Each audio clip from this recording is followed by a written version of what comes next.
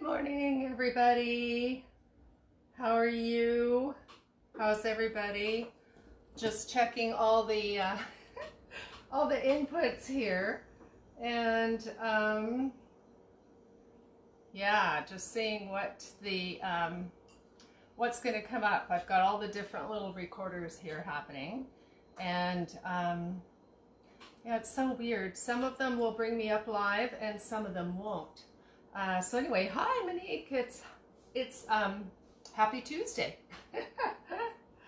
Oh my gosh. Okay, so let's just have a look here. I don't know why these things don't do what I want them to do, but anyways, okay, we're ready.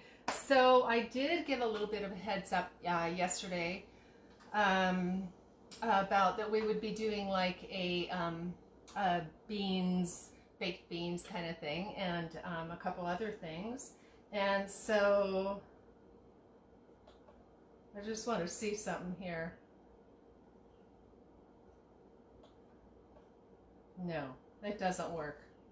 Computer technology is just so much fun. So anyways, okay, so back to the cooking. So what we have here, I did start this. Let's see if I didn't really want to put too much water, because we're going to make like a little video thing. We're going to make a little video thing. We're going to make some beans, and we're going to make something else too. So since my technology is not really my technology is, yeah, I don't know what it is. Anyways, one day we'll get it fixed. In the meantime, we're here, we're cooking. So these are the pinto beans, and I personally really love pinto beans. I find the flavor, I like it more than a kidney bean, and it just has a softer quality and a milder flavor, and I just love them. Often what I'll do is I will just cook the pinto beans, and just cook them up and add some Himalayan sea salt and garlic, and that's it. Like, it's just, it just is a warm, fuzzy feeling of goodness and warmness. So I really like the pinto beans. So what I did was got them, they're dried, of course they were dried. Put them in a bowl, and you put water over them, and then you rinse a few hours later to remove the lectins. And we had a discussion on lectins. We've had them a few times now, with the lectins being the issue of the part that's indigestible that that you need to do the rinsing for. And so you soak and rinse, and the more times you soak and rinse, the more you remove the lectins, so that you're not having that gas and bloating problem. Hi Darlene. Hey. So and then again this morning when I took them, before I put them in the Instant Pot, I soaked them again. Like I didn't soak them, they were already soaked from last night. I rinsed them again, and then I put them in the Instant Pot, and then when I took them out of the Instant Pot, I rinsed them again, right? So I rinsed after they were cooked. And so these are very dry. And so we're just going to pop them in here, and so they are cooked, and so we're just going to make the little sauce.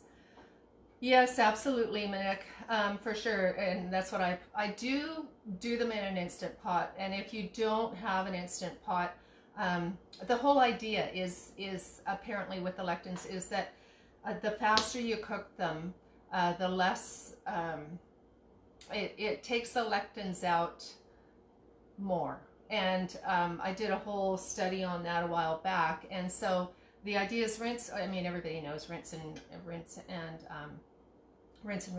with your water. And that's with all legumes. Lectins, peas, you know, legumes, peas, all the different kinds of beans. There's even lectins in tomatoes, tomato skins, peppers, even quinoa and lentils.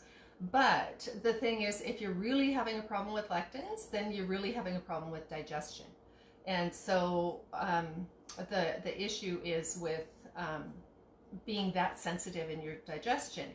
I mean, of course with beans it's one thing, but if you're having issues with other other nightshades and ones with lectins like the tomatoes and the peppers and stuff, then you really need to work on digestion. So removing the lectins from your diet is helpful for the symptom, but not a cure for, you know, that's not fixing your digestion. It's just eliminating the trigger. So, so yeah, for sure. And so, hey Jane, hi. And so in the Instant Pot, I do 9 minutes because I'd rather be overcooked with beans than undercooked, and I don't mind if they go a little bit mushy. So if you can cook them faster, it's better. But a lot of people don't have an Instant Pot, and if you don't, and you know what, in the old days, long before pressure cookers and Instant Pots, we all cooked our beans all day, just like simmer them, like bake them or simmer them for hours and hours and hours, and to soften them.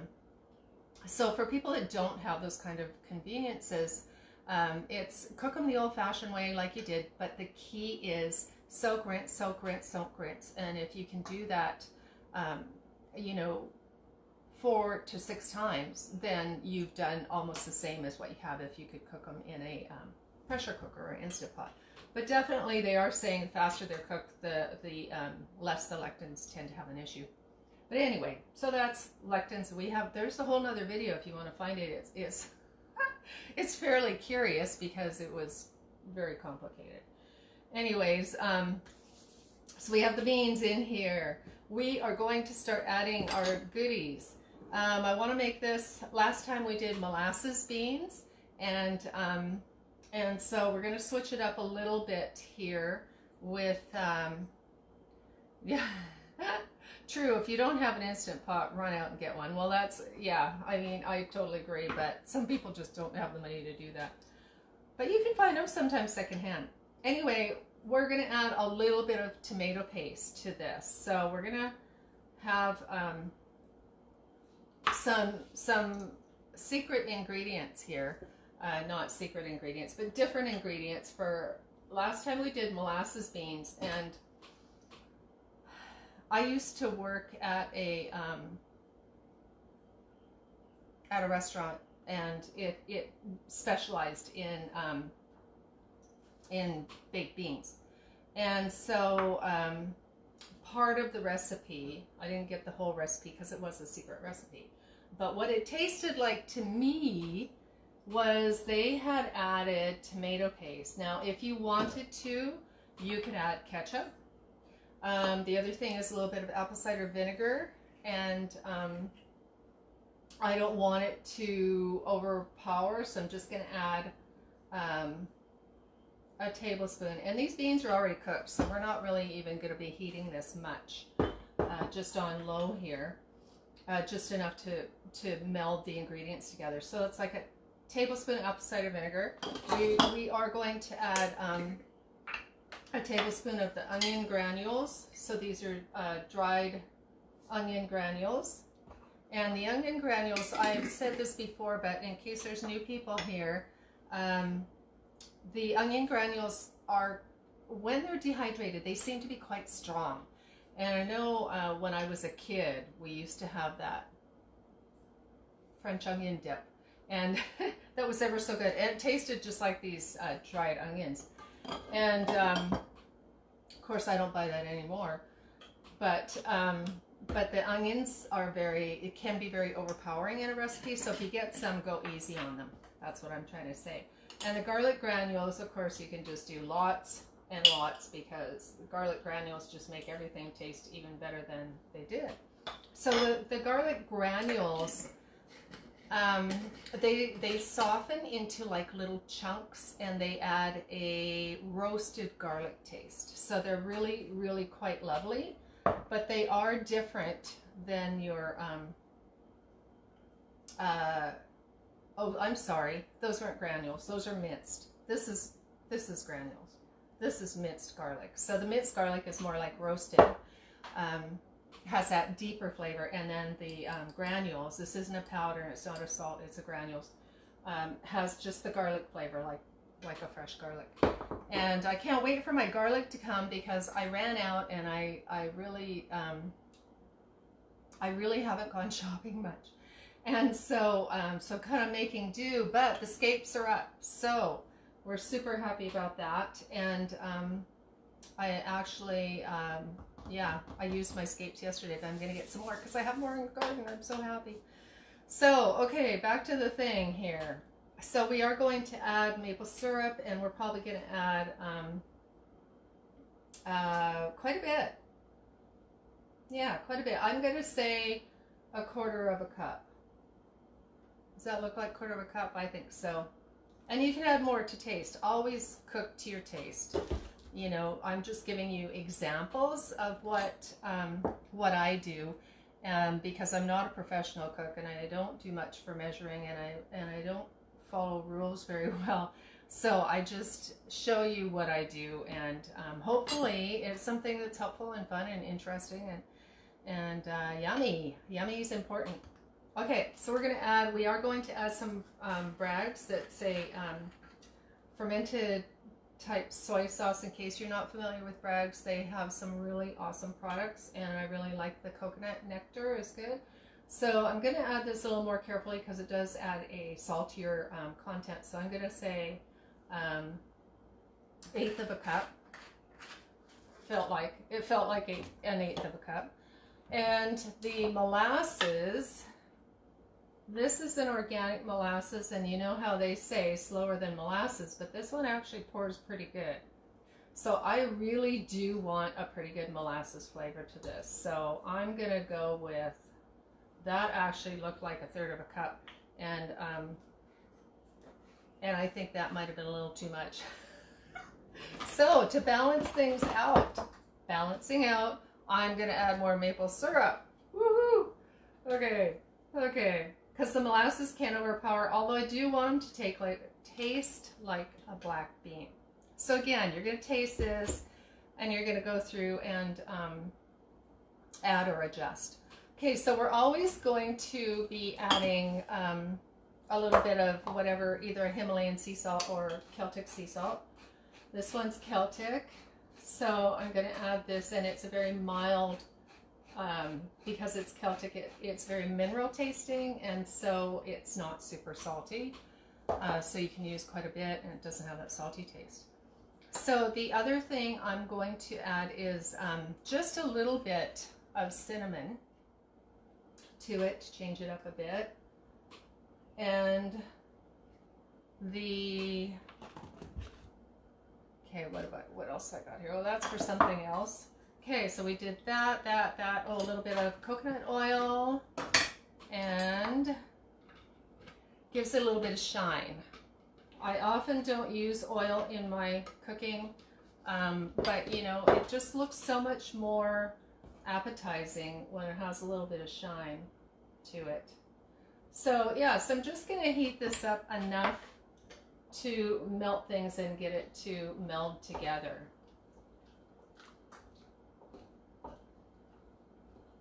Okay, so yeah, so I think the secret ingredient really is the tomato paste, or if you want, you can use ketchup, and it just gives it that much more of a richer flavor. So we've got the apple cider vinegar, we've got the Bragg's, we've got the molasses, we've got the maple syrup and the coconut oil and the salt, and so we're going to add some pepper.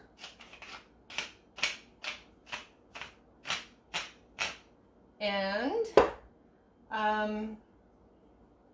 when it's like, we're not going to heat it up too much, but when it cools, what I'm going to do, because I always like to add something that's super healthy to whatever it is that I'm making, and so I'm going to add a little bit of astragalus powder. The astragalus is super good for the immune system, anti-inflammatory, and it's antiviral. It has so many benefits to it, astragalus, and this is a powder, and so you can add it to your foods to enhance and have it actually a herbal supplement added to your food once we finished it and it started to cool. You can use the astragalus swarm like in a tea, and that's awesome too. It works really good as well, but I'm going to wait a few minutes before I add that. And I had something else to say about that, and I can't think of what it was. Oh, I am going to add some turmeric too, because why not? We always like to add something that's going to bring in an additional aspect to our health. And not too much, because the turmeric can be quite strong in the taste, and I don't want to alter the taste of that. So I'm just going to add enough for the benefits. And of course, with turmeric, you always want to add a little bit of black pepper, which we already did. So you can see, I think you guys can see this is coming along. Maybe I'll use a different spoon so you can see it better. And so we're just going to let that warm up, and I'm going to really just stick that in the oven for the day on low. Not all day, but probably, you know, for an hour or so, and let everything just kind of meld together.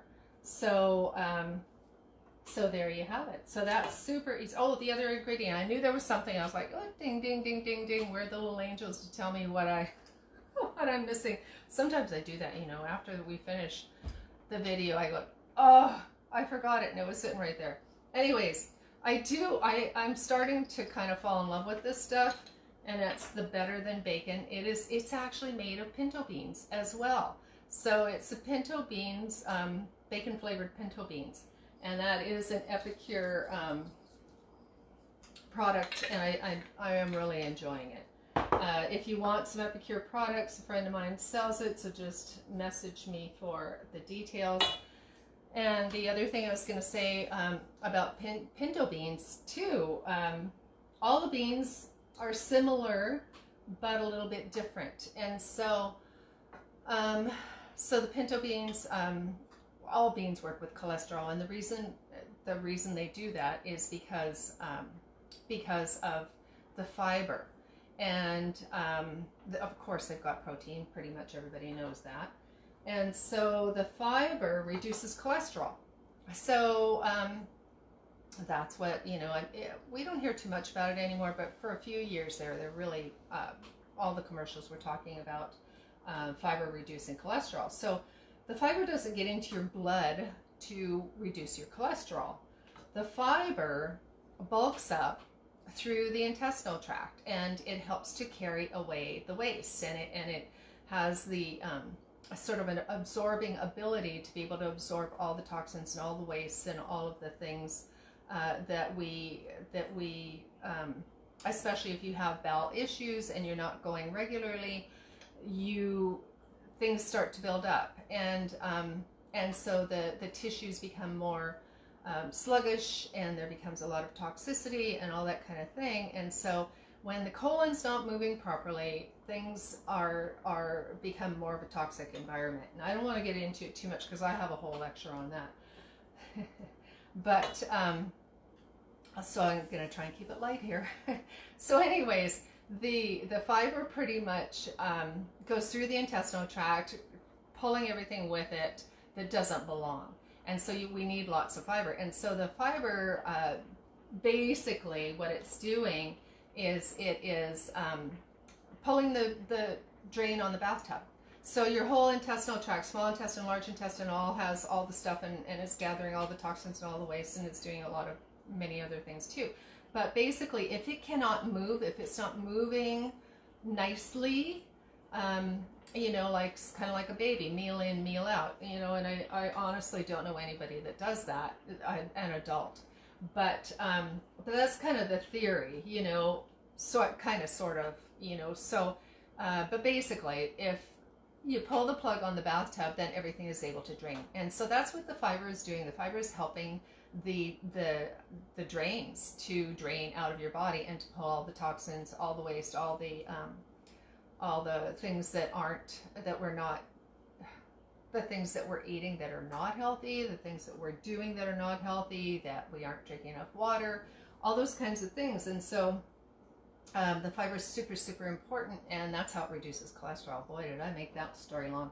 Anyway, fiber reduces cholesterol by pulling the plug on the bathtub to allow your colon to bulk and to drain and to pull out all of those things. And so that's a whole other subject from the heart reasons for cholesterol and everything. Like the cholesterol is there for a reason. It's there to protect you and to protect your heart. And so the cholesterol is not a bad thing, but that's a whole other story too. So anyway, a little bit on beans and fiber. Sorry. I could go on and on and on to a different track. Anyways, beans have fiber. Beans have protein. Pinto beans,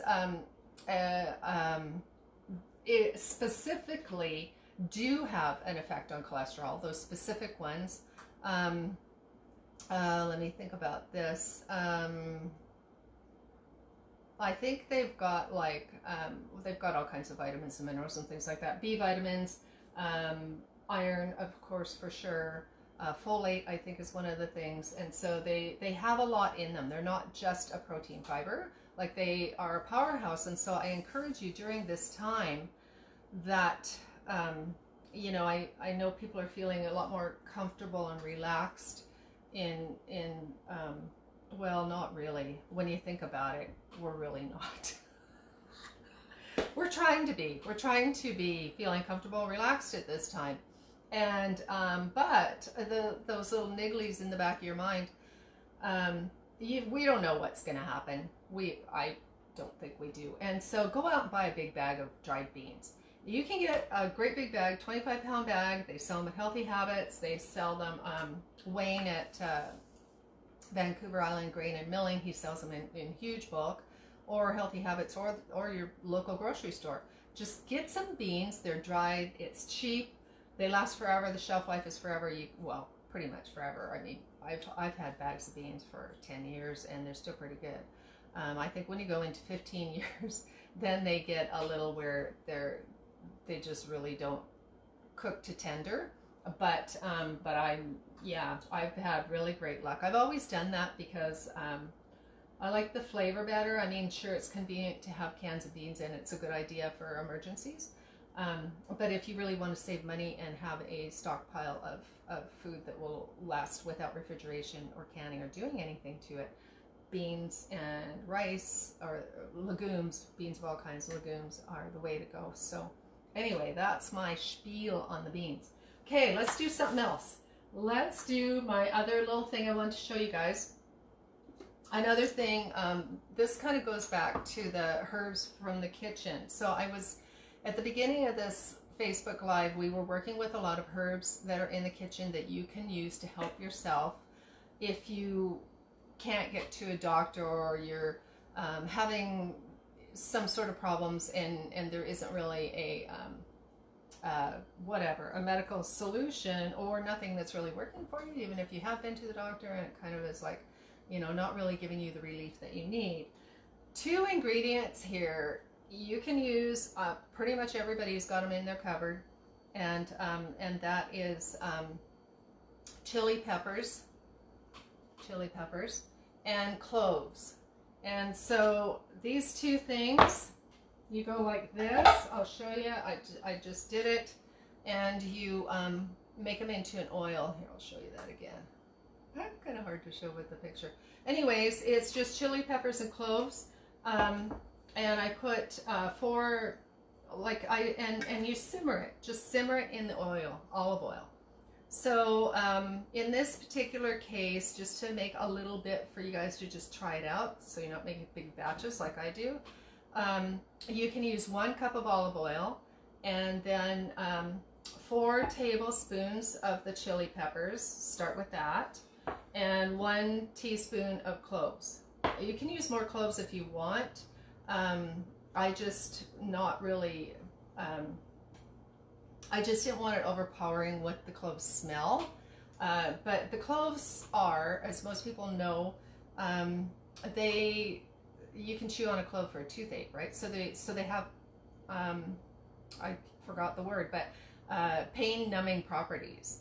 And so they help to relieve pain, and so they numb, and there is a word that escapes me at the moment. But anyway, that's what cloves do, and a lot of people know that. You chew on a clove if you have a toothache.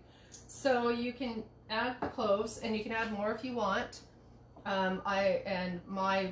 My suggestion to start is 4 tablespoons of the chili peppers. and then put it on low, like I had it on the thing, very, very low. It's not gonna simmer, it's not gonna bubble, it's gonna be warm to touch, like not too hot that you can't stick your finger in it, but warmer than you know, pretty warm. So, and then just go along and just, you know, put your finger in it, because it's just going to be you using it. Unless it's not you using it, then you make sure that you wash your hands and everything is sterilized, which is what I do. This particular little tiny batch is to show you guys, so it's just a little tiny batch for sample. And so so as it's simmering after a couple, 2-3 hours, just go like that, and you can taste it and see if it tastes hot on your tongue, if you can taste the cayenne. And then that's where you start to gauge your cloves and your how much cayenne, cayenne chili peppers, and see if you want it hot or not. And then you can put it on the gentle, you know, on the, like where you test for baby's bottle, and just see if it feels warm from the cayenne, or sorry, from the, I'm so used to saying cayenne, from the chili peppers. And so you can make your own pain relieving salve or oil. You can use it as an oil. It spreads pretty good, but it's a little, you know, could be messy. But if you're going to do this, start with a small batch, kind of get it to where you really like it, where you feel like it's going to do something, where it tastes hot, and you can actually feel it on your skin. And then you can, I'm just going to get the thing here. It's usually a 4-to-1 for making a salve. And so, yeah, it's a 4-to-1. That'll work for you. You can play with it a bit. You would strain it out when you get it perfect, the way you really want it. You strain out all the chilies and the cloves, and then keep it warm. I generally transfer it into a tin can, because it's hard to clean out of the pot once you've added some wax to it, right? Just to make it into a salve. And so you can add, the general recipe is a 4-to-1 with 4 parts of the oil, 1 part of the beeswax, to bring it into a salve, depending on what you want to do. The other thing that I've used, if you want it to be completely vegan, is there's a candelilla wax, candle, C-A-N-D-L-E-I, Lila, L-I-A, candelilla, look it up. Apparently you can use carnauba wax too, but I haven't. I don't know much about it, and it I think there's something about it being endangered or something. I'm not really sure on that, but I wasn't attracted to it. So anyways, if you are going to use the candelilla wax, though, you need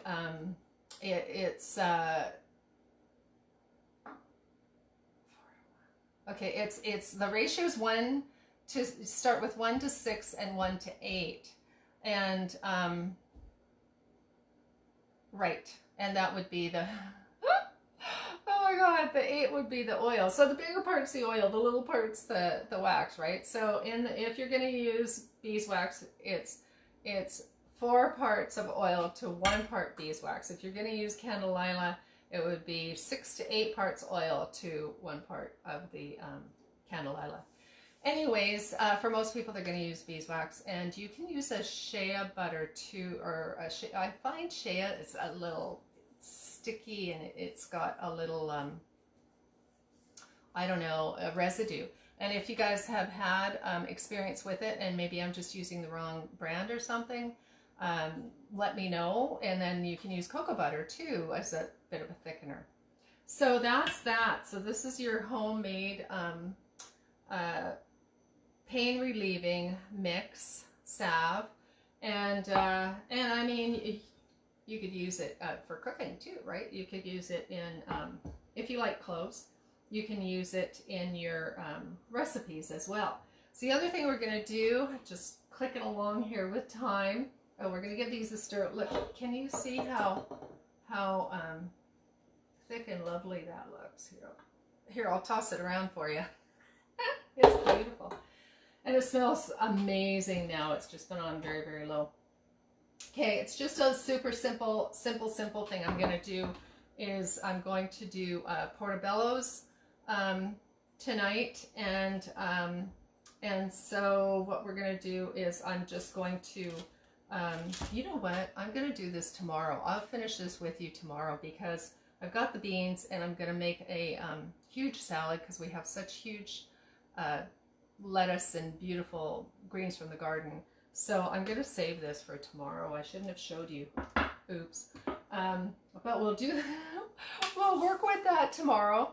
And because we're running out of time, and because, yeah, I just get so excited. I just want to share everything with you guys. Hey, Jane, hi. It's so nice to see everybody on here. Okay, so and then I'll show you this in a minute. Okay, to recap, for the people that just came on, we are just finishing up here, and we did a beautiful molasses, a different take on the molasses beans. And so you can see that it's very thick because we put the minced garlic and the minced onion in it. And so that's adding all these little tiny things that kind of look like sesame seeds, but it's the minced onion and the minced garlic in here, along with apple cider vinegar, Bragg's liquid aminos, molasses, maple syrup. Oh, I can add the astragalus now, some tomato paste, and then the garlics. So I need my clean spoon. We're going to add some astragalus, and we did add some turmeric as well for that additional goodness. And, you know, I mean, if you can add a herbal supplement to your food, why not? So that's that. And, oh yeah, and the other thing, we did the pain relieving oil with the chili peppers and the cloves. And I'll show you one other thing here. One other thing. Peppergrass, our little herb of the day. Peppergrass, you guys will have seen it in your garden.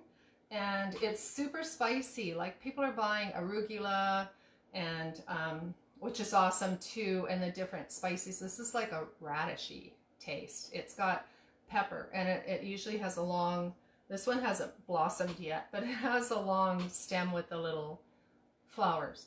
And so the peppergrass is really nutritious, more so than you would think. It's detoxifying. It's really good for the stomach. Like, it's really good. It's been used for stomach issues and nausea and oh my gosh, any kind of stomach issues going on. And of course they have used the outside as to rub on a rash or a bite or an insect bite or something like that. But yeah, super good for the stomach and intestinal, like, not really vomiting, but for the issue that's causing the vomiting. You know, like, it's not like ginger, it doesn't alleviate that. It actually works with the stomach to balance what's going on with the tissues. So it's really kind of interesting. And they have used it in a tea for breathing issues and sort of like asthma, breathing, and bronchial issues. And yeah, so it's a really cool little thing. Peppergrass, and add it to your salads, put it in your smoothies, put it in your tea.